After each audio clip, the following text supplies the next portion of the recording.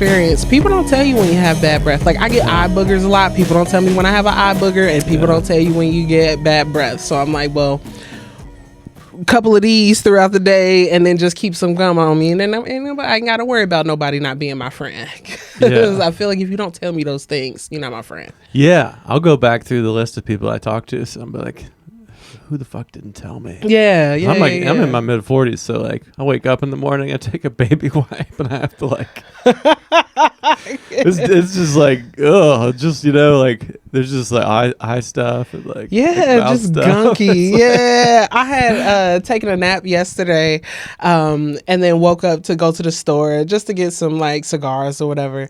And I get to the store, and I go to the store where I know everybody knows me, and it's kind of like the Walmart of my convenience stores. Like I can dress however I want, and I go in there, and of course there's people in there that I know, whatever. And I'm talking to them, and one of them was like, "Oh, you look great. You lost weight." And it's the lady that sold me my house, so we talking and, you know, having a good time. And I get back to the house, and I have like just shit all on the side of my face from my nap. It was just like dry. You could tell it was some stuff that came from my eye, and then some stuff that came from my mouth, and it was just there. So I like how it went both ways. Like maybe the wind from the the window was like like drool was just going back. No, well, I thought about it when I woke up this morning. Yeah, well, I sleep on my side, so I was sleeping on my side, and everything just kind of ran in together. So, yeah, that's the nice thing about comedy, though, because in music it was like you're supposed to be like sexy, but in comedy it's like gross is funny. You can be like all these weird things about getting middle aged and gross are funny. Yeah, it's empowering, you know. Yeah, when you're singing with a good guitar, you're supposed to be like hot, you know. Yeah, I have it's not even a bit yet. It's just a story. I'm getting old. So, like, you know, the older that you get, the more things that the doctors want to look at. So I had to go and get a mammogram. So I had gotten a mammogram like 10 years ago when I thought like I had something going on, and it was an excruciating experience just because the technology wasn't there. Yeah. But the technology is better now or whatever. So I went in, and it was just like it was a very good, pleasant experience. The tech was amazing. The equipment didn't hurt. Like, I remember it hurting. And she's like, yeah, you know, it's all about the tissue. If you have dense breast tissue or whatever, it'll be hard to see, and sometimes that tissue is what like generates these cancerous cells or whatever. And she was like, so we'll give you a call back, and maybe next week or whatever, but we'll let you know. That afternoon, I get a call back to let me know that I'm good. Everything's clear. Oh, yeah. I get a letter in the mail from Diagnostics saying that we are pleased to inform you that we didn't find anything on your scans. And then it has a paragraph about, like, you know, dense, because of breast tissue, like dense breast tissue presents more or whatever. But you don't have dense breast tissue. In fact, it was like they was telling me basically, like, your titties is like a half empty IV bag. Like, we could have just put a light up to it and saw that there wasn't anything there. So like, just stop it. I don't just stop. Cancer. We're pleased to inform you. And here's some extra information. It's going to make you insecure for the rest of your life. I know that I don't have. Now I'm just going to say I don't have dense titties. Because I used to say I just got bad titties, and I said that in a crowd one time, and they're like, there are no bad titties, and I was like, you ain't seen mine. Yeah, I've heard about that. My wife has I mean, I don't think she'd mind me saying this. She jokes about how she has like small, dense titties, so they have to like really just like mash it into a thing, and it's just absolutely horrible. Yeah. Just to try to get in there and see what's in there. No, mine is like, it's like putting a bean bag that only has a third of the beans in it. You just lay it on there. Oh, that's comedy gold. You had some other bit that I heard from you earlier this year that I liked. It was about a medical thing too. Yeah, same doctor. It was like, what you mean we? That was the part that made me laugh the most.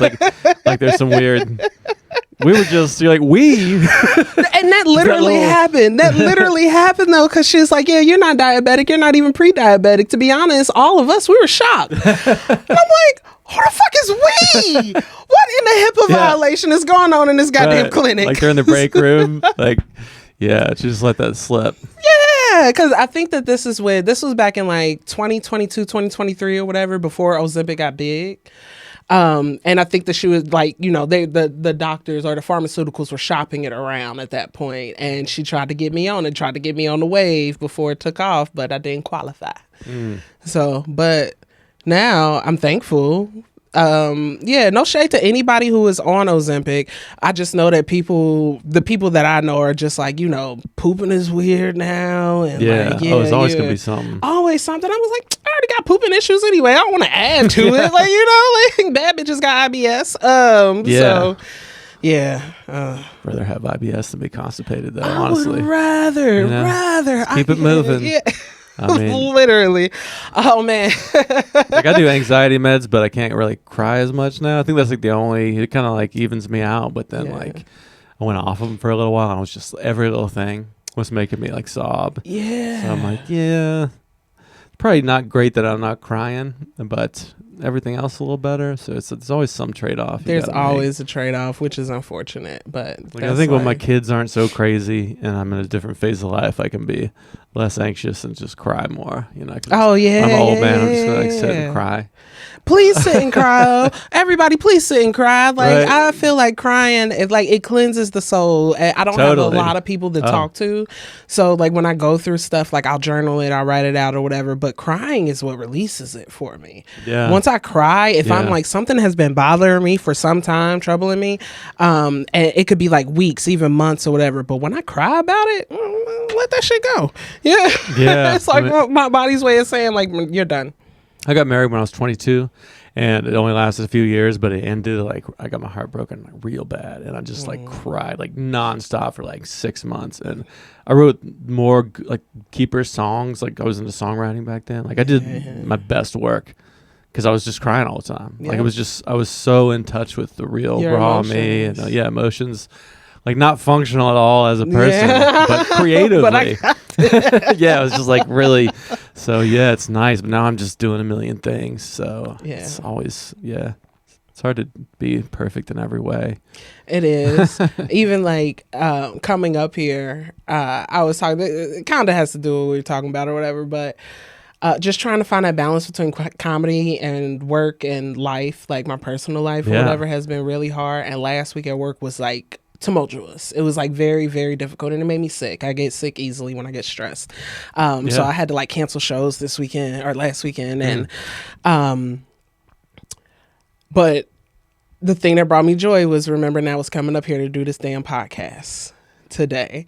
You heard it here. Knoxville's greatest comic endorses Home Planet. Third time too. Dead ass. And I was like, I had put it on Facebook. I was like, as I'm leaving work to go and do this comedy podcast interview, I'm reminded of an old Negro adage: never let your wife keep you from the love of your life.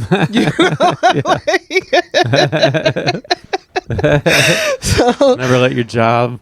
The job, the wife. The job is the wife. Right. The job is it's what I have to do. The thing that clearly you should be doing. Yeah. And there's some other weird thing that. Comedy is my mistress. Because we're the same. I mean, I have a full-time job. I support my family with it. Yep. And I spend time with them. I try to be healthy. And then this is just like, why the fuck would I do this? Like I don't watch shows. I don't do any of those like video games. Like every spare hour on Sunday night, me and Emily sit down. We look at the week and I go, these are my 3 comedy nights. I have about 8 hours to play with. Sometimes I go out of town, which means I get 2. But I love it. I mean, it just this is my real life's work. Like this is my work. I don't know if I expect it to like pay the mortgage. I mean, I'm actually trying to flip that because I'm trying to be like, maybe I should be saying it will pay the mortgage. Yes, you have to speak it into existence. Maybe I'm for sure being a little too. I don't know. I'm never going to be a big deal, And then I listen back to this podcast. I'm like, no, maybe just be delusional. Just be more manifested. You are a white guy. You should be able to do that with ease. You should be confident. Yeah, this comedy is going to take care of my family. Yeah, but you have the realist. Ideas of like my parents beat it into me. They're like, don't take risks. Play it safe, because their parents are like crazy drunks, and they're the 2 people that got out of the family and went to college. So they're like, just be safe. Don't take risks. So I have those voices in my head. Like following my dreams. It's almost a shame element to it. Like to say like I'm a stand-up comedian.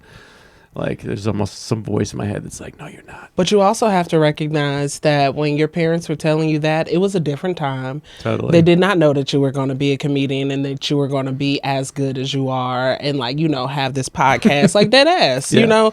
So you understand that things change. Things will change for you, and you have to, like, whatever that was that's holding you back or whatever, you got to shift that.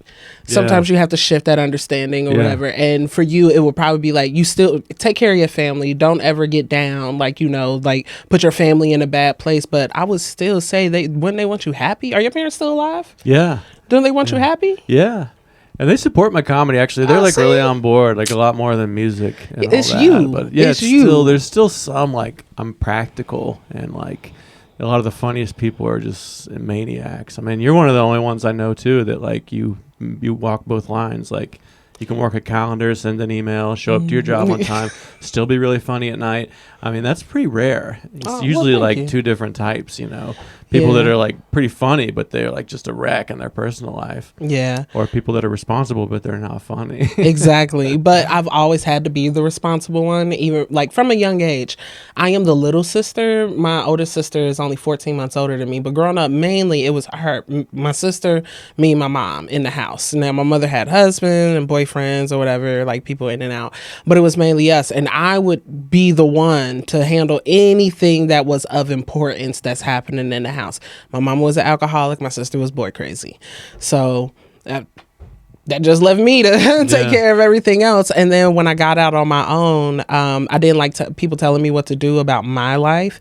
And I realized the only way that people would stop telling me what to do is if I showed them how responsible I was. You know, like I was a single mom. I am too. But being a single mom and being Black, especially growing up in Cincinnati, people don't wish the best for you, hope the best for you, think that you're going to like do well. Even when I graduated high school, my godmother's mother told me that she was surprised that I graduated without a baby.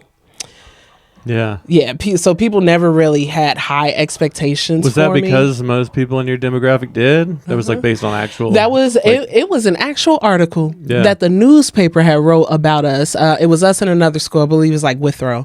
But it said, I went to Aiken and said seniors are more likely to either graduate or to leave high school with a baby than a diploma at our schools. Yeah, dang. And it was true, but I'm like, I wasn't fucking, like, you know, like, granted, I did have my baby at 19. I graduated at 17, had my baby at 19. A year out. A little bit, you know. Beat the stereotype at least, you know. So, but yeah, because of that, and just because of how hard my life was, like, I've always had to work hard. So yeah, that's an asset. Yeah. In comedy, you're not like sleeping on your parents' basement. A lot of the people that have so much time to pursue comedy don't. They're just hanging out at bars all the time, wasting. I spent a lot of time around comedians who would talk about being better comedians, and then they wouldn't actually do anything to be a better comedian. Yeah. And that was frustrating to me. But it wasn't frustrating at the time. Just enjoying kicking it, you know, like, but then afterwards it's just like, damn, we done spent like 6 hours together. Ain't nobody wrote no joke. Ain't nobody even punched up a joke. We didn't talk. We're watching bad comedy specials and all this shit or whatever, but not actually doing anything to move our own careers along. Yeah. I mean, you seem to be doing a lot of stuff too. You're on like Nateland, right? I did. So, I mean, you must like, you send out the emails and you got a website. Like, I mean, you're doing that stuff, right? Crazy. I've never sent an email. Okay, just imagine what you could do if you started sending emails. Like, it's like, I mean, I have had so many mixed emotions when you said that. I know. Like, I don't say it often. No, I mean, we talk about that on here all the time. I mean, damn, you start sending those emails, you'll be unstoppable. Yeah. Yeah. But it's like with my job, like, to be 100% honest, I love my job. And I know that it is the last like career of this type that I'm ever going to have. and we changed the world. Like, we've been around since 1932. It's a social justice nonprofit organization, heavy in the civil rights movement, heavy in like just labor, climate justice, everything that people are fighting for to save the world, whether it's them or the actual world. My job has a hand in. So I'm like, I don't want to give that up, and I feel like the universe brought me to that job. You know, it doesn't sound that different than your comedy, honestly. You know, it's not like you're like, I sell insurance or something. It's like, no, you're just, it's you doing things you believe in. Yep. So yeah, and they pay me well, and I also get paid to do comedy. Like, I have to write up, I have like $700 I can spend before the end of this month that my job, usually like they help me pay for hotels, or I can get studio equipment or things like that. Every year everybody gets this allotment of money for personal professional development. So I'm about to go and get me some lavalier mics, a nice little mic or a nice little light for our podcast. Yeah. Like, I love my job, but I do want comedy to be what sustains me and my family. Yeah, I need to capture that. That's what I want to say too, because I like my job too. It's not quite, it doesn't sound quite as, I mean, I do like web development for climate science, so it is to save the world. Yeah, but I don't do like the nerdy stuff for it. Yeah, I don't do the actual saving of the world. I make sure that the people that are saving the world just have a soft place to land. Yeah, right. Yeah, I'm the director of a team that handles all of the housekeeping, and they handle all of the kitchen needs, all of the cooking and stuff. I'm the one that brings the groups there, make sure that they are welcomed nicely or whatever, and I keep the calendar packed with those organizations. Yeah, it's perfect. I mean, I'm sure that they love having you. Yes. The comedy skills, like reading a room, knowing timing and temperature and stuff like that. Yeah. Probably is this the Venn diagram between your two skill sets probably like the same. It very much is, almost a circle. Yeah.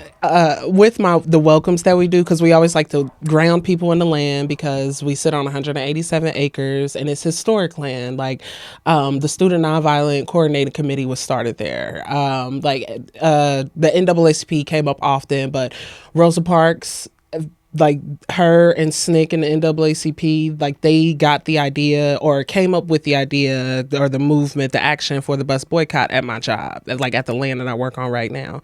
So I always like to like ground people in that and let them know like you're in a historical place.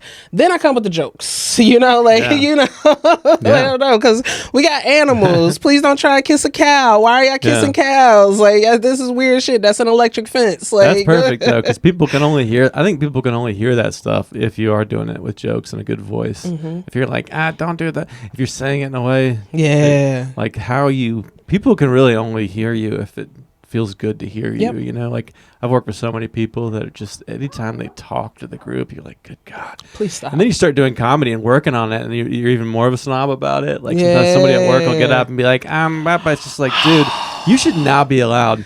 You should not be allowed to talk in front of people. Just start giving them the light. Just start giving them the light. You're done. You're done. No one knows what you're talking about. Like, you don't even realize that. No. You think that you're connecting with people. Yeah, because you feel good about it. Yeah, it's like, about you. And it's like, that's like, comedy teaches you, like, if they don't make that sound, it's not working. You're not resonating. Yeah. So, I mean, that's a great life skill. Yeah. Yeah. It's crazy you mentioned Cincinnati, too, because I'm like, about 30 pages. I'm about to finish that book, Beloved. You know that book? This is just insane. So you're just talking about, like, social justice and Cincinnati. So it just kind of came to mind. I've been reading that. It's about the craziest thing I've ever read in my life. Yeah, the movie is much more docile. Oh, really? There's a movie? Yes, there's a movie. Is it recent or is it old? Oh, I think it came out in the late 90s. It has little Journey Smollett. Do you know who Journey Smollett is? An actress? The actress. No. Yeah. Did you watch Lovecraft Country? No. Okay, never mind. I don't watch that many movies. You said that. You started this off by saying that. You didn't even know Beloved was a movie. Okay, but I would imagine you couldn't really make a lot of it into a movie because it's just too horrific. Yeah. But. Saxton, the other guy in the podcast, I just loaned him out my copy of Push by Sapphire. Are you familiar with that book? Have you ever heard of the movie Precious? No. So Precious is about... I've heard of that movie. Yeah. So the movie... I haven't seen it. It's about this teenage girl who was abused by her mom and her stepdad, and she ended up having 2 babies by her stepdad, and her mother would abuse her because of that. But then her mother was also sexually abusing her, and it's about how she navigates this and what gets her free of her mom and how she gets her kids back or whatever. But the movie is one of those movies you can only watch once. It's one of those, and as much as I love Monique, one of the greatest like women comics, like I wouldn't even say women comics. For me, she's one of the greatest comics. Like her in the moment observational humor, and then how she is also, when she speaks outside of comedy, she is very demure. She is very like graceful in how she was, but on stage, she's very rambunctious or whatever. I love that about her. Made me hated Monique after watching that movie, because the character she played was so good. She played it was so unlikable good person yes very well. Yes. You can do that to yourself sometimes. Like once you play a villain too well, it's like you can't unsee that. Like if I ever get into acting, I don't want my first role to be one of those. So is that something you'd like to do? I think that acting is good. I don't know if I can do it. I mean, what's like if you do have your end game for like ideal? I mean, is it just touring theaters, stand up, or is it like I want to write? I've always been a writer. So poetry first is your origin. Yep. So I would like to write for like late night and things like that, or like just movie scripts, things like that. I do like to be in front of the camera, but I don't know how to act. I don't know how to be anybody but myself. Right. So I feel like that's a challenge. You could definitely work through it or whatever. But like where I'm at right now, I'm like, I was in a play and we were just sitting on stools reading. We had our things in our hands because it was called COVID Stories. And so we're sitting there reading, and one of my friends had written a poem, and I wanted to just recite this poem so bad. It was just such a great poem. But the director, she's just like, after I did it the first time, she was like, okay, can you do it not poetically? Can you do it more like a conversation? More like, you're talking to somebody, but like as a monologue with emotion. I was like, okay, bet.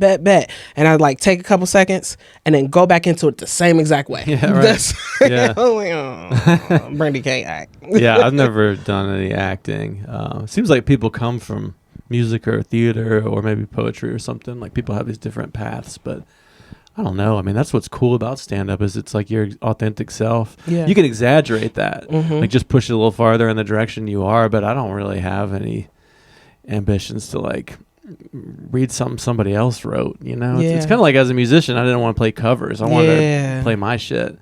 So Sorry. But you could probably learn that. I mean, learn that skill. I have wondered if taking an acting class would help me like access different characters. Because when you're doing an act out, sometimes it's like, then I do another person that's not me. So maybe acting could help me still get my ideas across better. And sorry I laughed about the playing covers, but I don't know. Lots of things happened in my life. And I was once married to a musician, and he played for a guy, and they only did covers. They did a couple of the guy's songs or whatever, but they weren't great songs. But they mostly did covers. If I have to hear fucking "Carry On My Way," what's up? Every time I hear that, I cringe and I walk out. I don't care where I am. If it's a plane, I'm leaving. Like, but I feel that way about all that band's songs, though. What is that? Jethro Tull. That's like my least the cheesy '70s dude. Yeah. So I'm like, his biggest like complaint about being a musician is that he was a cover band musician. I'm like, but you write music. Make a band, make your own band, make it what you want or whatever. But he has shit going on. That's why we ain't together no more. So, but and I actually do love playing covers if I make them different. Like I have a YouTube channel where I do like all these Nirvana covers and stuff, but I play them totally different. It's like my interpretation of it. Like I kind of like that. But if you're trying to play it the same way on the same key at the same tempo, then to me it's like, well, what's the point of that? It's like just put the recording on. Just put the recording on, because that's what I want to sing to anyway. It's almost like lip syncing at that point. I mean, I don't know. I think it's a good exercise. Like I notice in comedy, Can you tell when like a new comedian is just ripping somebody off? Like everybody sounds like Shane Gillis right now or Mark Norman. Oh, my like God. Every young white bro is like sound like one of those two, and it's like, okay, well if you've been doing it for like 1 or 2 years, yeah, I know, doing the two-handed and the hunch. It's like I think it's fine. It's so scary to be yourself at first anyway, but like after like 3 or 4 years, or you really should have been done doing your covers phase, and now you should be like have a voice. You're supposed to be finding your own voice. You know, they say it takes comedians 10 years until they find their voice.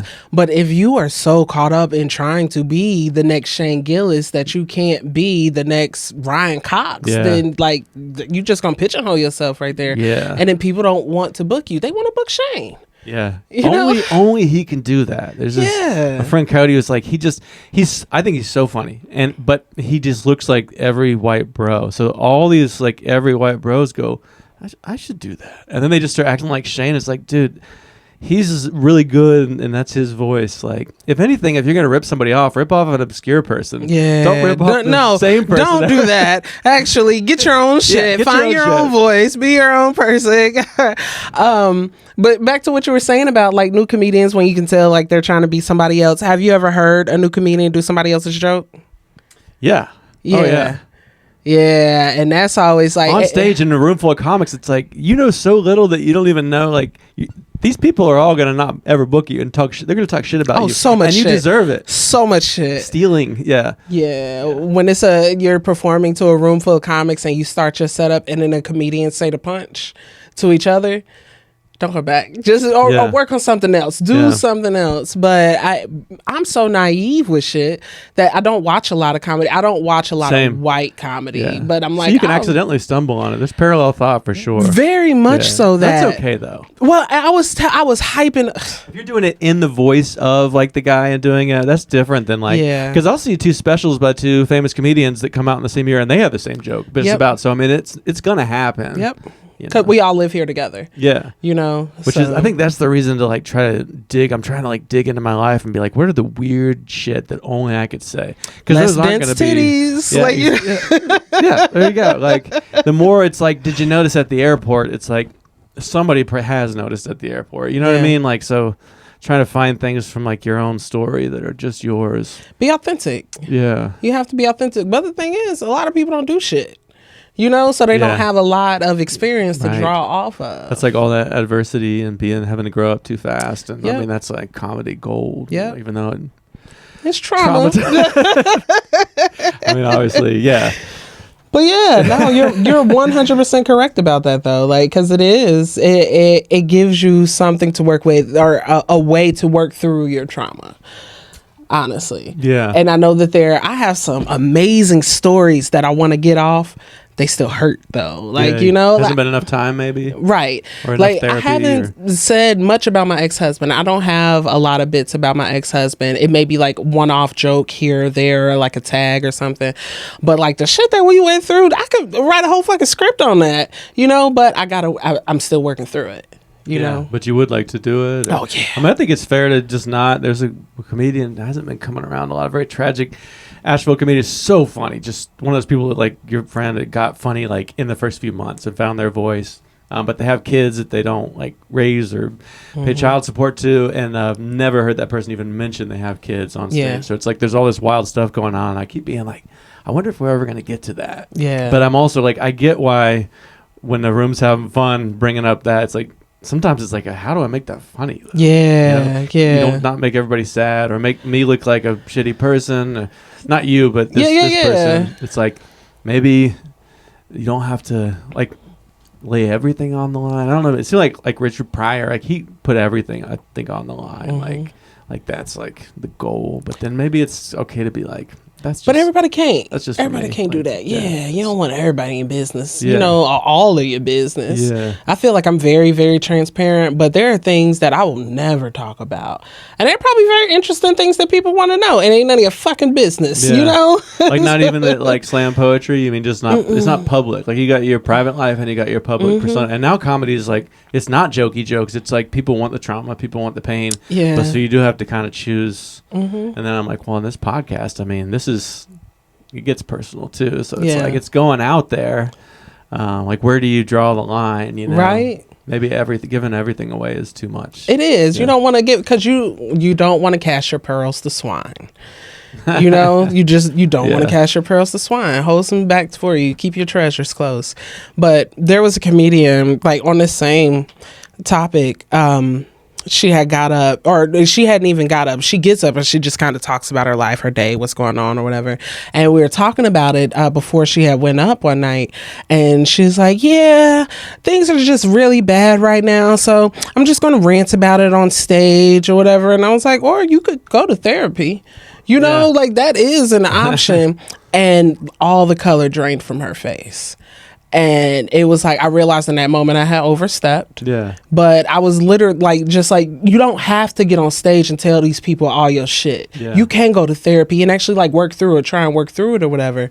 But I hurt her feelings. I did hurt her feelings, and I wasn't trying to. Yeah. I mean, I like to think if you said that to me in some way, even though my feelings be hurt then, on the drive home and the next day I would be like, no, that was actually. But a lot of people aren't going to get that.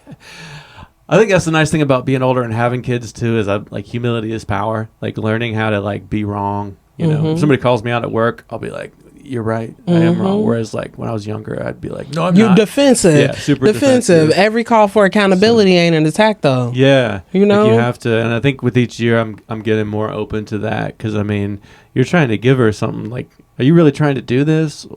Some people are just trying to hang out though. Some people that like come and do the same 5 minutes at every mic for a year, and they're just hanging out, like smoking weed. It's like, okay, I mean, I guess that's fine, but smoking some of us my are trying weed. to work on it.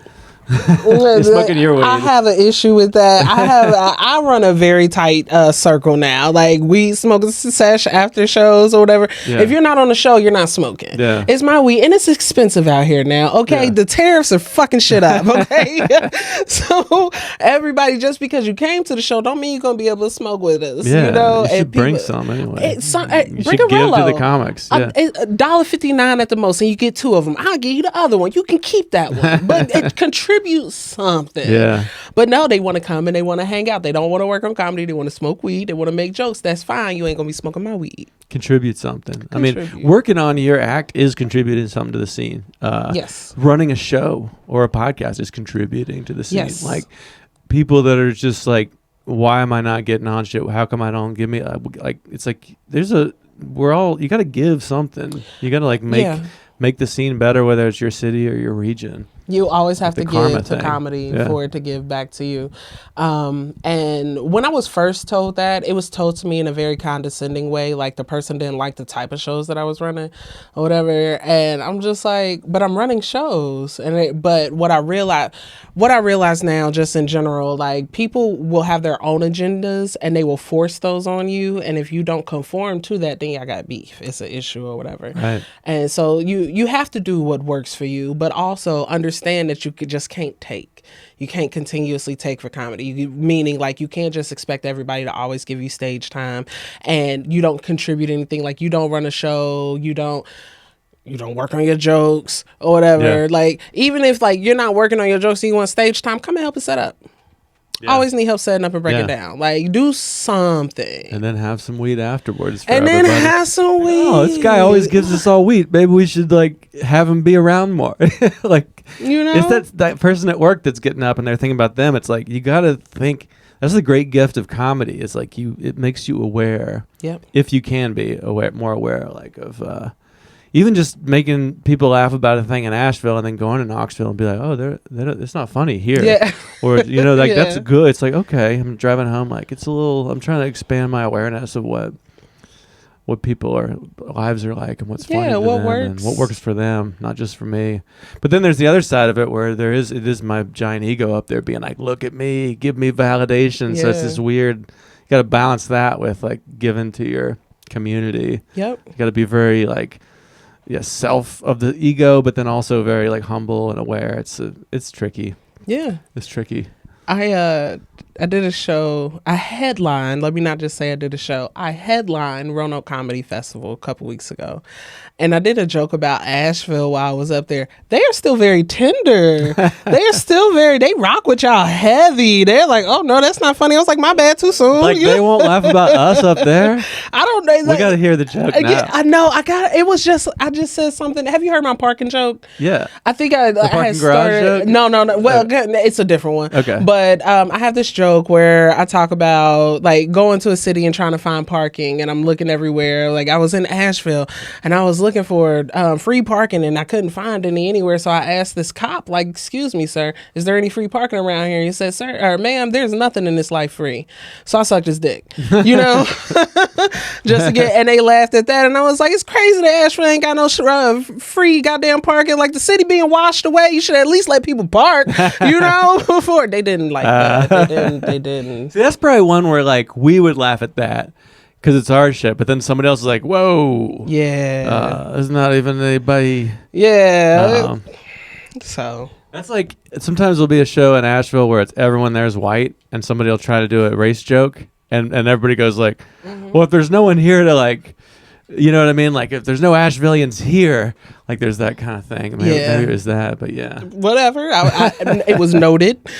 That's good though. It's like you gotta like find out where that line is. Like if you don't have those moments, I think you're not doing it right. I mean, you can do it so bad that you upset everyone and don't get invited back.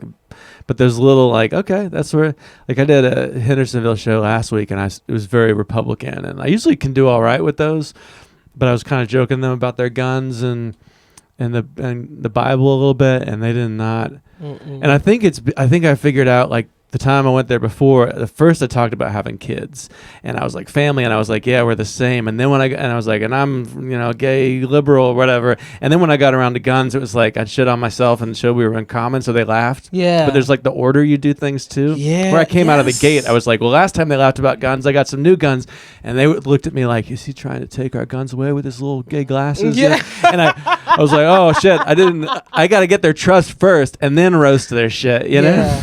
Yeah. I have a bit where I talk about white people. I just go in on white people, like why white people die in excessive ways because y'all have no natural predators.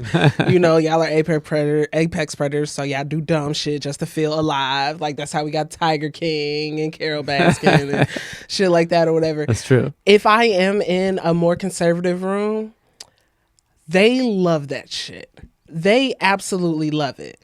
If I am in a more liberal room and I start with that, they do not like it as much. Yeah. I was like, oh, okay, my bad. Well, back to the dick jokes, like. Yeah. My friend Jeremy Alder came on here, and he was saying that. He was like, I have to say that the red rooms, Republicans are a lot more willing to laugh at themselves than liberal rooms, and we agreed on that. And then the last guest I had, James, came on, and he was like, I heard you guys saying that. I don't think it's true. I think that if when liberals don't laugh, you go, oh, they must have a stick up their ass because they're liberals. But when Republicans don't laugh, you say, oh, I should be funnier. He was trying to say that that's like a bias, but I really do think it's true that like Republicans are just a little more like ready to have a good time, and liberals are surface like level. They like surface level comedy. Yeah, I mean, yeah. As soon as I start saying this stuff, I'm like, I'm gonna get in trouble. This is like a dynamite thing I'm trying to diffuse with words, but like liberals are more like right now they're like, is it okay to laugh about this? Yes. And that's actually probably good for our culture to have some people that are like, wait, should we be? But then at a comedy show, yeah. It's not, like it's good for the culture, but like tonight we're trying to have fun. So, I mean, but maybe you do have somebody hateful that gets up and starts actually doing some hate speechy stuff. And then it's like, okay. But I don't really see that happen that often. I see that at mics more than shows. Usually if you're getting booked on a show, if you made it through those hoops, you're not like that hateful. I don't know. You ever see like get on a book show and get a feeling from somebody that there was a guy in the Klan or something like that? No, so but some things I feel are specific to me, not necessarily like they hate all black women or they hate all women or all black people, whatever. Sometimes I think that they just hate me. Like I internalize a lot of things, and it could be a more broad, like this person is racist, this person is misogynistic, transphobic, anything. That's the you're cutting edge one. That's probably the one that you get the most. challenging my worldview. Like, yeah, that's why it's my closer now, because I'm like, if you liked everything that I said up until this point, and this pisses you off, then just be pissed off or whatever. Like, you enjoyed me for the last 30 minutes, so shut up.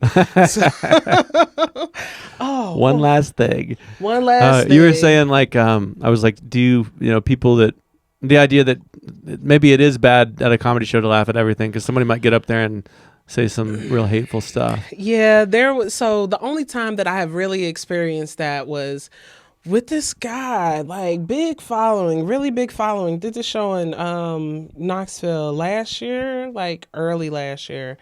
And there was a little person. There was a little person in the room. And all the comedians, we backstage, we chopping it up or whatever. And then the producer comes out and was like, hey, did y'all see the little person? Because childish, immature, whatever. So this guy, he gets up and he's like, where this, like, immediately he's triggered or whatever. So like he's looking around, he goes out, looks at the audience, doesn't see him, comes back in, it was like, I can't find him. Goes and does his set. He gets about halfway through his set and he goes, somebody told me it was a little person in here, so I need to see this little person. Where you at or whatever. And then goes into this thing and then goes into a bit about why he is so infatuated with little people, and starts talking about this encounter that he had with this woman. And he talks about being intimate with her, but the more that he's talking about it, the more he's infantilizing her while they're having sex. And I'm like, motherfucker, are you a predator? Wait a minute, what is happening here? And we had great conversations up until that point. And then he got off stage and I was like, ooh, I'm about to leave. This is not, I feel very unsafe. Like, you know, it just, safety. That was weird. Yeah. You know? So, and I'm like, I never saw that person, like the little person that they were speaking of. Hopefully they weren't there or whatever. Like, maybe, I don't know what was going on with that. I just hope that they made it out, whatever. Yeah. Because that person, like, that it was the strangest thing. It was the absolute strangest thing that I had ever seen on stage. Yeah. I mean, things come out. It's like, this person is like functioning normal, but they have some weird thing about that specific thing. And then they're backstage and it feels like everybody's about to just have fun. And then that one weird thing comes out. It's like, that's not okay, dude. Like, that was. And none of us said anything to him. Well, beforehand, I don't think that anybody knew that it was going to go to the extent that it did. Yeah, right. You know? Yeah, how could you? I mean. Yeah. And then afterwards, I'm like, well, I'm not about to say anything to this white man with this weird fetish. Like, let me go home, you know, where it's safe. Yeah. Yeah, that's tough. Like things that can just come out too. I mean, especially when you're just like riffing. I don't know. Do you ever worry that like when you go off script and do crowd work? I mean, obviously nothing like that, but do you ever worry that there'll be something that just comes out? I mean, I think we probably all do, right? Like something I don't even know that just comes out in public. And you're like, oh shit, I think I'm canceling forever now. Yep. Oh, I said the R word. Yeah. Called the whole room. Like, and then when it came out, I was just like, I don't think I could say that. And then they laughed. Yeah, right. But at first I was like, bitch, who the fuck? That's a weird one, because that one, you'll go to the cities and you'll hear that now. It's like, I feel like that one can kind of go either way. I try not to I try to not say it just so I don't offend anyone of that, because like, you work for a social justice organization. You're a director, so I gotta be careful. But I mean, you probably hear people say it. Like, do you think it can be done or in a way that's all right? Like, if we're being 100% honest, there are some things that I think that anybody can say, because given the context. I think that is one. I have never, growing up, we used to say that shit all the time. Oh yeah, and it was never to somebody who was actually on the doors of the places when I was a kid. Mm-hmm. Like they actually were like, this is the classroom for. Right. Our work. But see, I would never use it that way. I would never use it as referring to somebody who had an intellectual disability or whatever, or different ability. I don't know the best way to say it, but you know what I'm talking about. Yeah. I would be talking about my sister. I would be talking about my friends. Like, y'all on some retarded shit right now. Like, stuff like that. So I was still alive in the 2000s, I'd say. That was everybody was just watch any comedy from the 2000s and it's in there. I mean, and that's not that long ago. But I understand how people like don't say it. I think that the pendulum, like you said, people can say it now, or we're getting back into that because I think from the politically correctness that we have been in the last few years, the pendulum is starting to swing back. Yeah. Because I think that we were here. It needed to swing. It needed. There was some bullshit or whatever. But I think that we're evening out. We're leveling out now a little bit, and I think that people are drawing healthy boundaries around that. Like when it first started, I was talking to a coworker about a situation with another coworker, and I was like, "Then that motherfucker went crazy on me," and they stopped me, and they was like, "As somebody who deals with emotional instability, and I have my own mental things, when you say the term crazy, it's highly offensive to me." And I went, I understand where you're coming from, and I have a lot of empathy for you, but you weren't there. You don't know how this person started to respond. Yeah, to the me. energy and of they went crazy on me to where I had to remove myself, find safety, and go tell a superior. Yeah, I love that. I laughed because I was like, I thought it was gonna like. You're like, that motherfucker is crazy. And somebody's like, whoa. And you're like, oh, sorry, that dude is crazy. Yeah. No. Oh, motherfucker was okay. Sorry. Motherfucker was okay. We can say motherfucker at my job. Like, that's just kind of funny to me that you're like. No, that's how crazy we need to have it a meeting was. about the word crazy because, I mean, motherfucker's fine. It's like. I mean, it's good to like have those discussions and just, I mean, I'm definitely, very privileged and like, I'm not going to be like, I'm the one that should say what the culture should say ever, I'm reading Beloved for Christ's sake. I know I come from a line of white devils. So, like, but it's like where's the line? Yeah. And like how, like, cause we've talked before, I think last time you were over with Tyler and Justin, that like wild shit is fun, and like in this town, we can be a little too uptight about not saying wild shit. And like, it's kind of nice to go somewhere where it's like, we're saying wild shit tonight and it's going to be fun, Usually it's still safe. Like usually I don't feel like it's unsafe. Like the story you told, like that could happen sometimes, but I mean, it's, and you travel for comedy, so I'm sure you're seeing different, you go to like whatever, Alabama, Kentucky, like I bet the rules are a little different. A little bit. Or a lot. One of my best shows that I have is in Huntsville, Alabama. I do Levity Live there for Catacombs and Comedians. And if I use that as a barometer for the demographic of Huntsville, I'd be like, oh, it'd be a great place to live. Everybody should live in Huntsville. Ain't nothing but a whole bunch of nerds, like, because it's a Catacombs and Comedian show and we're playing D&D, right? And the people are just so amazing. Then I did one of those like independent shows in Huntsville. Different vibe. Not the same vibe. Like, we're all the nerds. We're all the. I need just one nerd or a person of color. Like, I'll take either or. You know?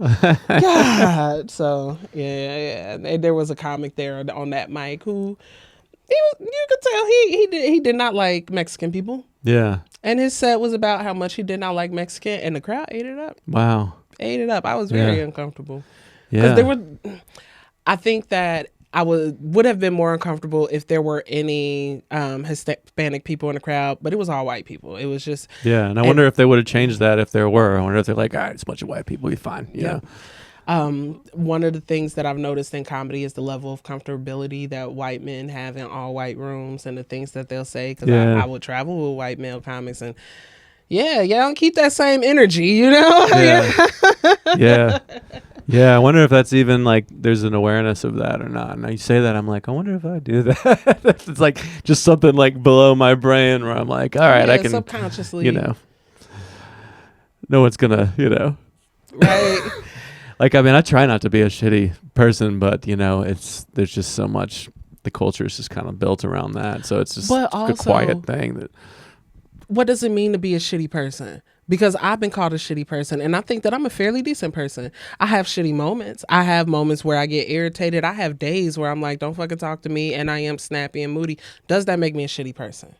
Yeah. No, I don't think so. I think that makes you human. I think, like, for me, maybe it's like if there is an injustice being done or something, like, and it's not towards me, I can just kind of look the other way. Like, at what point do I need to be vocal about it and step in? Like, I think that's probably something I can kind of like grow into for the rest of my life rather than just kind of, because a lot of being shitty can be like just choosing not to see it, or just looking away. Yeah. Just like, oh, I'm just gonna walk down this way instead, and there's some shit happening. It's like, oh, it's not my problem. You're still culpable because you knew that it was happening. Yeah, exactly. So I think that's like, I'm trying to get, just having kids and trying to really, I didn't even think about really what it means to be like a good person. Hey, can I tell you something? Yeah. Between us as parents, fuck them kids.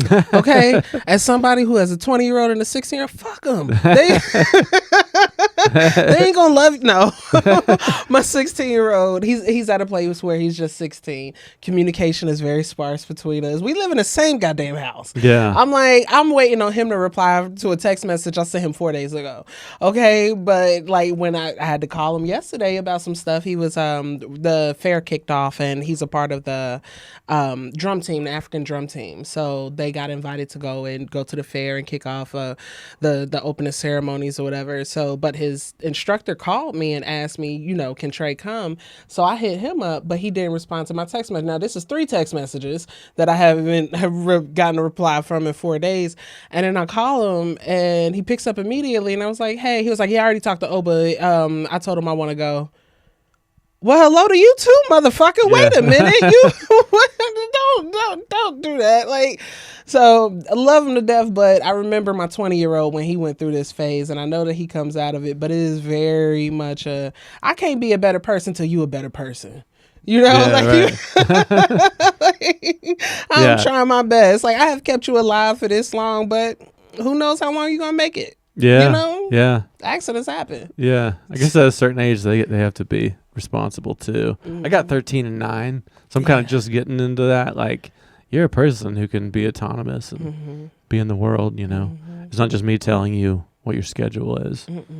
The 13-year-old, we're just going to start making their own schedule. I'm surprised the 9-year-old ain't like, more independent and stuff like that, because there's something about the second kid. The second kid is much different than the first. She wants to do like the older kid. Our 13-year-old is almost like, hey, you should probably like start texting people and going out. And the little one's the one that wants to like kiss boys and be on the internet and have social media. So so different. Whereas like the older one she just wants to like read books and hang out in the house and be super introverted. That's my 20-year-old. Yeah. That is my 20-year-old. Like he sit around in his little furry costume or whatever and is on the internet.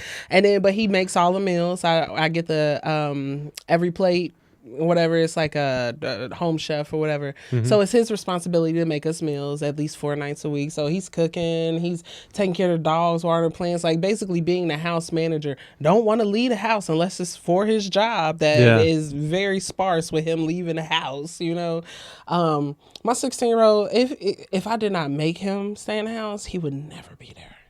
He has a very vast friend group, but he's 16. I don't trust none of y'all. Yeah. I can't. I just, And it's like some of that has to happen anyway, because if you hide them from all that and then they turn 18, it's 0 to 1,000. So it's like trying to figure out how to.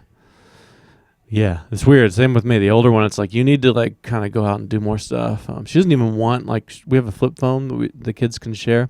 And she doesn't even want to like text people. And all the other girls her age are on these text threads and doing social media. So she's excluded a lot, but also she's not into that bullshit. So I'm kind of like proud of her, but also like, I don't know. I think maybe she's going to like find her people in high school or something, like she's just like, I don't want to do all this like 13-year-old girl bullshit, social media threads. When she gets into clubs, when she finds extracurriculars. Yeah, she needs a D&D club or something. That's her. She's like, she needs the nerds, Yeah. She just got to find her community. Like, that's what had to happen to my oldest Morgan. He had to find his community. Granted, they're all online. I can't say shit about that because I met my youngest son's dad online. So it's in the blood. So you were a pioneer. That was like back in the day when it was before Catfish had a name. Yeah. Yep. Like Yahoo, AOL, chat. When ASL actually meant something, not just as hell, that confused me. That's some like lingo that I'm trying to with the skibbity paps or whatever the fuck. ASL actually used to mean X location. Shout out to Chris Hansen for putting all that shit to rest. Like, I really feel like Chris Hansen is the reason why Yahoo Chat doesn't exist anymore. Yeah. Yeah, it has to be. They was getting a lot of predators off of that. Chris Hansen and Law or SVU team. You know this. Yeah. Protecting our youth. Yeah, I mean now it's like the AI stuff. I think it's gonna be the next thing where it's like you could just have a relationship with that. So I mean, it's like I think that's the tool of the.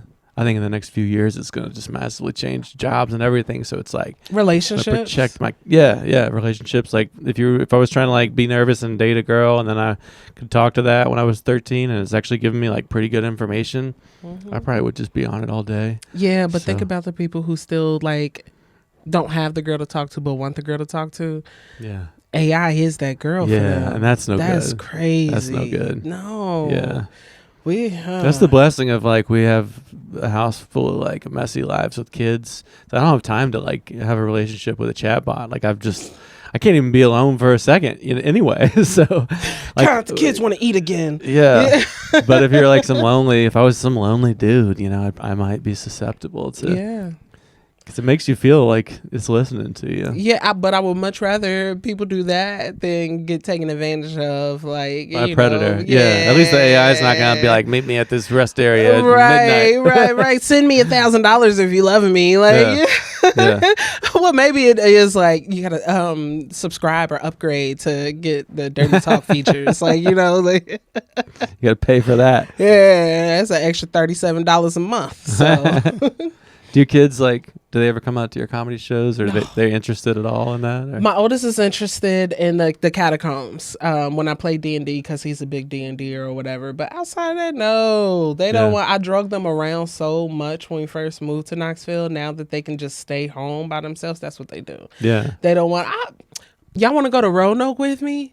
Y'all want to go to Trey? My youngest son was born in Little Rock. I'm be doing shows in Little Rock. I got a hotel. You want to go to Little Rock? No. You don't want to go see a No. Do you not want to be in the car with me? No. All right then, fine. Whatever it is, you know. Well, you don't say yes to that if the answer is yes, you know.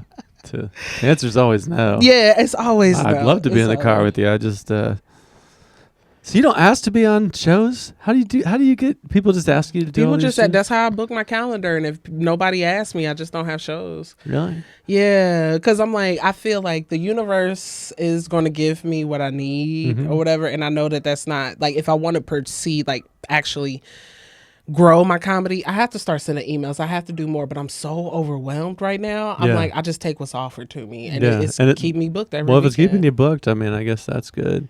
Sometimes I'll get a lot of things, and then sometimes I'll be like, I don't have enough stuff coming up, so I'm gonna send out some emails. You know?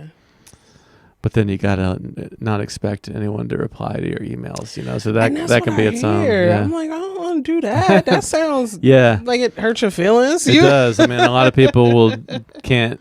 I mean, to me, that's like comedy. It's like a lot of times they don't laugh. It's like this muscle of putting yourself out there, but then not expecting it to go well, but you have to keep putting yourself out there. Yeah. Like, because we're sensitive people. Comedians are like pretty vulnerable and very self-conscious, even though we act like we're like, look at me, blah.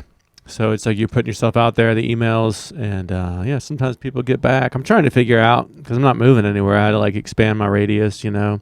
Like I don't ask to be on stuff in town. I get asked to be on stuff in Asheville, but then I'm trying to do all 50 states. So it's like, you know, there's nobody in Nebraska that's going to just like send me an email. So not at all. You're going to have to make, make those connections. Damn.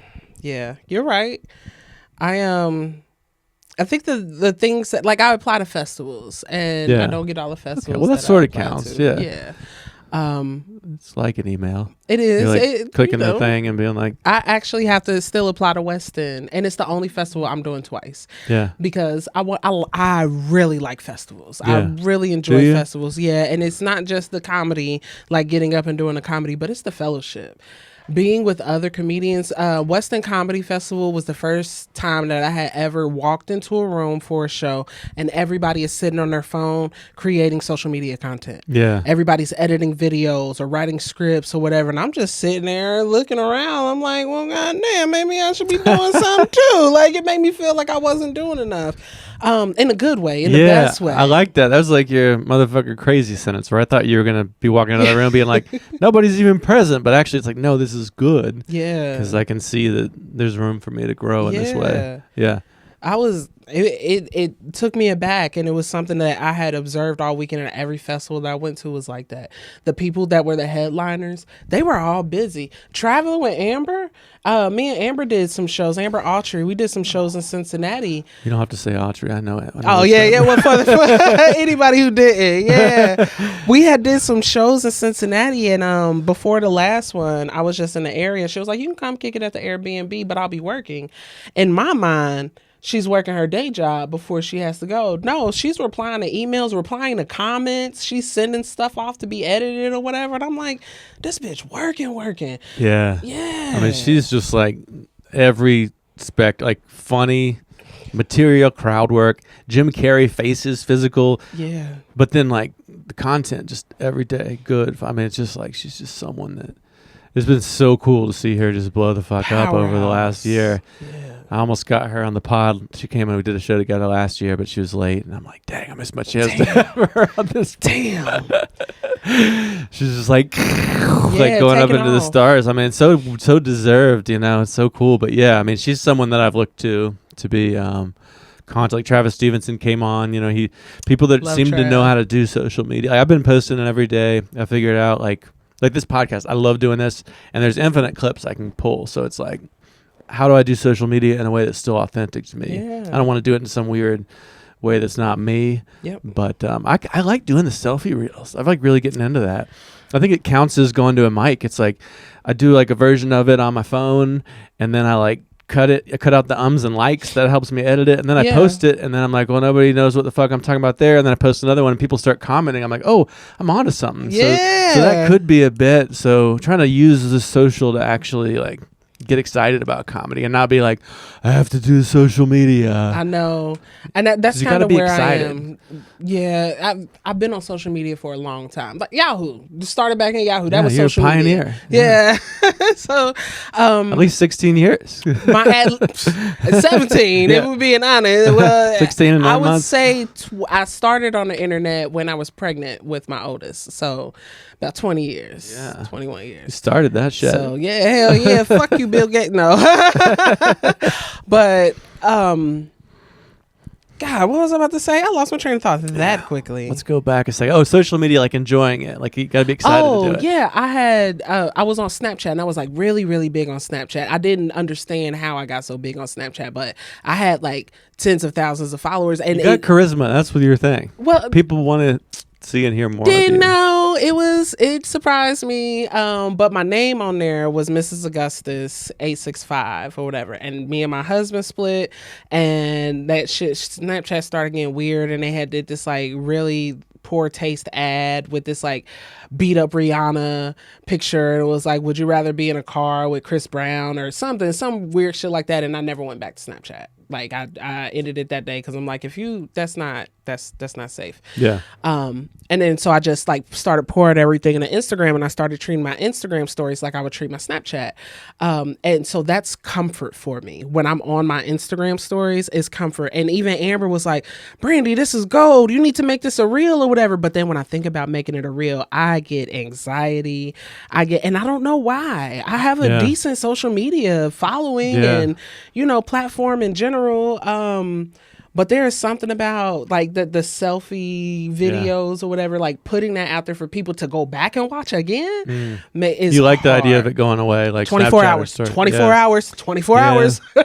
Yeah, I hear you on that. And I mean, it's weird that I would ever try to talk somebody into doing it, because I do think it's kind of creepy and weird and new, but it's what we're doing as a culture, and I want to get booked more. So yeah, I mean, I've been putting my songs, like recording myself singing and putting them on the internet for like 30 years. So I think that helped, because like first time you hear yourself singing, you're like, I don't like that. And then you put it out there, and then you worry that your mom's going to see it and think something. So I think I've like got pretty thick skin about that. Like just get it out, get it up. Yeah. And I still, when I post my big head talking, I'm still just like, you fucking narcissist. Like there's still some part of me that's like, if you were a good person, you would not be. You'd be out like helping the homeless. You would not be. Something. Yeah. Hey, here's what I think about seltzers or whatever. But it's like, I don't know. I mean, I think I'm good at like kind of committing to just getting the reps in. Yeah. And I do kind of like it. Like I like to build a body of work. I like to try to Sometimes I'll go back and delete something that I feel like wasn't authentically me. Oh, I have the video on TikTok right now that I can't wait to leave here and go and delete because I just remembered that I had posted it. But I'll have these things where I have these thoughts in my head and I know that it's going to be maybe something that somebody can resonate with. So I'll just take out my camera and because I'm trying to get better at posting content. And I was like, well, when you have it, post it. So I started recording myself. But when I had first posted it, immediately it got flagged because I was in my towel and it was just like a here up thing or whatever. So they said I was naked. Because they can only see my shoulders. Fuck you. I see people actually naked on TikTok, but whatever. So I had put it on a towel and finished telling the story or whatever. And then one of my friends hit me up this morning and was just like, this what we doing? And sent it to me. And I was like, man, did you even listen to it? Did you just saw me sitting in the towel, lotioning my leg or whatever? And I'm like, did you listen to what I said? Yeah. No. Sometimes the visual will just be like, I'm taking it down. Yeah, people listen to them. They don't put the sound on, so if it's not captioned, it's kind of like, all the different ways people. But I think even like putting that out there and then being like, I'm taking it down, is still you've come to a new realization by putting it up there. So there's still this feedback loop of like, I'm busy, so like going out to the mic tonight and being there for 3 hours to do 5 new minutes. Like, I mean, now that I'm traveling more, it's like, okay, but I can do that. I can throw that feedback loop out on the internet. It's not the same as being in the room, but like maybe I throw out 5 reels and then I'm like, all right, these are the 2 or 3 new bits I'm going to squeeze in at my gig this weekend. You know what I mean? I'm trying to like be smarter about the time and like leverage the social media, but I still feel like I'm contributing to the end of the human race by, for sure. I'm just like, well, it's kind of like me saying like I'm going to look the other way when a crime is happening. I'm going like, well, everybody's doing it, so they might as well look at my fucking big head too, Like there is some part I do feel conflicted. Yeah. But I'm not going to stop doing it because it's helping me get booked and it's fun, it's exciting. But yeah, you put something out there and then as soon as it's out there you go, oh, I never thought of it that way, and just take it down, but it's still it's a feedback loop. It is. But going back to what you said about everybody commits crimes, I know the answer to this already, but I'm going to ask, have you watched Unknown Number on Netflix? I have not. This is it's a documentary about these teenagers who were being cyber stalked and bullied and harassed or whatever by this unknown number. And for years, and I think it started like when the little girl was like 13 or whatever. She's dating this boy, and this person is messaging them, and it was just like, he doesn't want you, he wants me, and his fingers in my, like, all very, very graphic, like stuff that 13-year-olds shouldn't be saying to a 13-year-old. Right? Yeah. Come to find out, the person sending the messages was the girl's mama. What the fuck? That's a twist right there. Yeah, she was bullying her daughter and her daughter's boyfriend for over 2 years. Right? And she's in the documentary. The mother is in the documentary. She defend herself? And she kind of ish, but when the documentary, like, you don't find this out until like 50 minutes in or whatever. And up until that 50-minute mark, the mother's like, yeah, so we're going to the school and they want us to change the phone number. Like, no, we just need to catch who's doing this, all this shit or whatever. The mother's defense of herself was, first, she said she didn't start it. Now, the FBI got involved and the FBI was like, it's always been her number. But she's like, I didn't send the first messages, but I did send the rest of them. Like, we're talking about over like tens of thousands of messages. Yeah. Yeah, and she was like, I did send the other ones, but I just wanted to find out who was doing it. I sent the messages in hopes that they would clue me in to who it might be. Man, you bullying. But whatever. But her reason, her rationale for it is everybody commits crimes. She was like, just because I'm sure everybody's like driven drunk once or something or whatever, but well, that's true. You just didn't get caught. Yeah. We are not bullying children, bitch. It's different. Yeah. I mean, just trying to get home from the bar. I'm just trying to get home from the bar. But unfortunately, my car is spinning. I can't stop the inside of my car from spinning. But it's kind of like, what is a crime? It's like, just to say a crime's like one thing too. It's like there's a spectrum. Crime is a spectrum, like autism or anything else. Yep. Like jaywalking Yep. to sexual assault or whatever the worst one is. Yeah, but they all can be tried and prosecuted differently. Yeah, which is crazy to me. That's why I'm an abolitionist. Like, I don't even think that old girl should have went to jail, because we know that she did 1 year in jail. that didn't solve. This girl had been doing this for however long, and she has some type of mental psychosis, to where even she was sending her daughter emails while she was in jail, and was just like, I didn't like the fact that when you hung up, you didn't say I love you, and you just said bye. Like, still doing stuff like that. And I'm like, there is something like really wrong with her. Yeah. Oh, for sure. Needs to be like evaluated. Jail's not gonna do that. Yeah, You're not. it's like a mental health thing. Yeah, it needs to, and I feel like she needs to be on a list. She needs to be watched by somebody or whatever. She should have to go around all the doors. Yeah. Hey, I stalk children. Sorry. Do you have a 15-year-old son? Did you say abolitionist? Mm-hmm. What do you mean abolish? I don't believe that jails and prisons are helpful. Okay. I don't think that. I think that they work in the way that they were intended to, which is incarcerating marginalized people to keep them off the streets or whatever. But it's not a system of reform. Yeah. And I don't think that it is a system that can be reformed. You know, when people were back in 2020 when we were doing the defund the police thing, people were thinking like, oh yeah, you just defund the police, then crime is going to run rampant. No. It's not just defund the police, it's defund the police and fund community centers, mental health response units, anything else but the police. Actually give community the things that they need so they don't have to resort to violence. Right. We need to create a more holistic system or whatever, but trying to reform the prison industrial complex, that's not going to work. Yeah, right. It's like treating the symptom. It's like instead of... it's like living healthy. It's like trying to... Have you ever heard of the parable of the babies in the river? Mm-mm. There's a group of people. They're walking and they come across this river and they see these babies in the river drowning. So one guy jumps in. He starts pulling the babies out the river. Another guy grabs the baby from the guy in the river and like puts them in a safe place, starts to feed them. Then they pull other people. They start to go to the village and pull people from the village to start making places that the babies can sleep, the babies can eat, figure out how to like find resources from these babies. And finally, the guy that jumped in the river gets out the river and starts walking upstream. And everybody it's like, bro, where are you going? Like, we need to save these babies. And he's like, I'm going to see who's throwing the fucking babies in the river. You know, right. Like, I'm actually going. Treat the root. Yeah.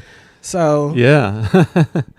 Yeah. I treat a lot of stuff that way. Like, we have to get to the root of the problem. What's the actual cause? Yeah. And that's like a preemptive way of thinking that we're not great at. It's kind of like, well, it's like the environment. It's like, I don't know, you can fucking throw some more plastic in today. Who gives a shit? There's still room for more plastic in the ocean. There's still like 100 whales so much still ocean. Alive. I'll deal with that next year. Like, oh my God, this is not my problem. It's just kind of how we are, you know? Like, I think it is kind of like we just evolved. We have so much power now. It's like it used to work to just be like, just today's shit, you know? But now it's like today's shit's like really, this is just a big problem. Yeah. I don't know. It's over. I start to shut down. Because it's not just today's shit. It's yesterday's shit and the day before shit too. Right. Yeah. You know? So. And like my kids are like, well, thanks a lot for fucking up the planet. I'm like, I was just saying that to my parents. I was just saying. I was a tree hugger, okay? Yeah. God damn it. Yeah. I mean, I don't know. You guys won't have kids because the planet will be dead, so you won't know. But trust me, like there's always... Yeah, it's always the generation before you's fault. Yeah. But I don't know. I mean, yeah. That's cool that you for a living you try to take on the big stuff because it's pretty overwhelming out there. It is, but there are a myriad of things that I believe, but the overarching things are change doesn't happen until somebody gets pissed off enough. As goes the South, so goes the nation. I think that anything that happens in the South is going to be what happens to the nation, and change is going to start in the South, and it's going to change the nation.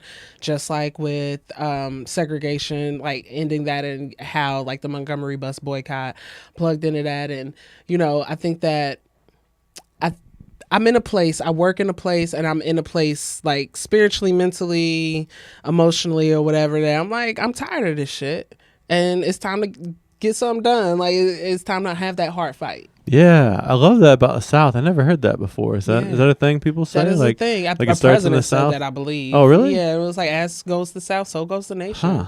Yeah. Yep. Oh, and another thing, I don't want to leave out without saying this. Just like Outkast said, the South got something to say. Okay? Yeah. And people It's comedy's time for that, too. Yes. I mean, that's the cool thing about seeing, like, Amber and Yes. Nateland and And, stuff. It's like you don't have to move to New York or LA. Like No. we got our own Southern fried Yeah. comedy that's going to be the next like hip hop. We're in a renaissance. Yeah. And people don't talk about renaissances when they're in. I don't know. I've never been a part of a renaissance before. Let me preference it with that. We're doing it. It's But happening now. I believe that we are in an arts renaissance right now. In general, like Knoxville has a thriving, very robust artist scene. Yeah. And like the comedy scene it's the best that I've ever seen it. Granted, I've only been in Knoxville comedy like 8 years. Yeah. So, but we're in a renaissance where there are new things happening, new ideas. We have some of the best fucking concept shows. Like, if ever you are available, you need to get on Keith Marcel's CDL, the Comedy Debate League. Okay. That is a fun show. That is a very fun. You just get up there and debate. It's debate style, like topic, like iPhone versus Android, or which college is the best fictional college or whatever. But then also Ivan Harper has the Deception. Have you ever heard of that? Mm-mm. He has a show where it's 4 comedians on the panel. We all get up and we do time. And then the second half of the show is we're all sitting on a panel and we have submitted stories to Ivan. And it is the audience's job to figure out whose story is which. So he'll say something like, I once slept with a guy and then ended up taking his job in that same position afterwards.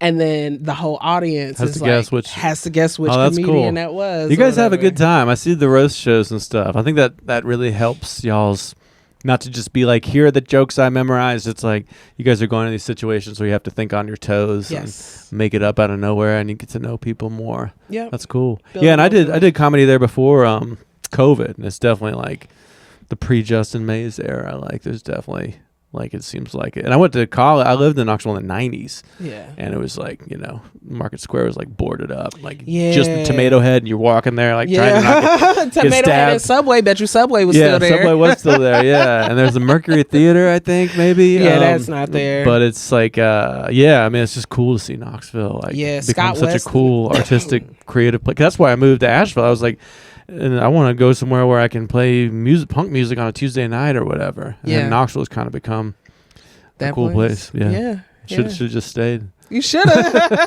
But it's okay. I feel like you are Asheville. Yeah, I mean, I'm spiritually Asheville. I've just been here longer than Tennessee now. I just crossed over. Awesome. Turned 46 this summer. So gang. Yeah. I will be 40 on the 24th. Oh, hell yeah. So it's good. We need more like people. Everybody's like fucking 28 to 32. Yeah. Or we need more people that are like early 20s, because it's like everyone's like that one. There's just one age group that's cool, but my ideal comedy show has like a 60-year-old person and a 22-year-old. And, you need some middle-aged people with kids. I'm saying some experience, some maturation. That's like my little bit of diversity. I'm like, I have kids and I'm old though. Yeah. I know I look like all these white dudes, but there's a few things that are slightly different. Yeah. I got a job that I've kept. Yeah. Does that help? You know? I have a podcast. They're like, all these other white guys have podcasts. That's not. Yeah. You're not special. No. Cool. Well, should we wrap up on that note? That seems like a good place. Okay. Yeah. Just did 80 minutes. Gang. Cool. Well, thanks for coming on, Brandi. Thank you. Always a pleasure. Come back. Yes, please. I love this place. Yeah. So, it's my favorite podcast. Hell yeah. Psych. Nope. You'll be okay with this. My favorite podcast that I've ever done was I'm Fine Is Fine, Amber Augustus. Oh yeah, I know. Yeah. Amber. That we got into some deep stuff, and it helped me realize some things about myself. I forgot to mention that when I was going down the list of like how she does everything well. It's like, and vulnerability and trauma. Like she just goes into that. So like she's just with ease. If there's someone you should look at to be like, how do I try to be awesome in this business? Just try to do like 1/3 of the things she's doing. Just pick one thing and be really good at it. Pick one thing that Amber does and be really good at it. All right, Brandi, thanks for coming on. Thank you for having me.